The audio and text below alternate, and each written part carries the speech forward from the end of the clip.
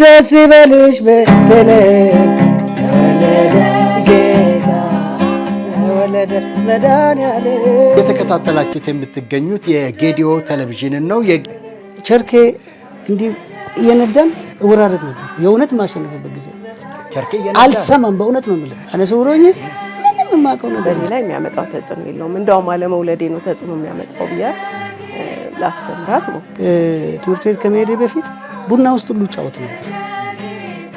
ደጎ የሚባል ድብብቆሽ በዓልና አይነ ስውርና አይናማ ማለት አይነ ቆንጆ እንጂ የሚያይ ሰው አይደለም።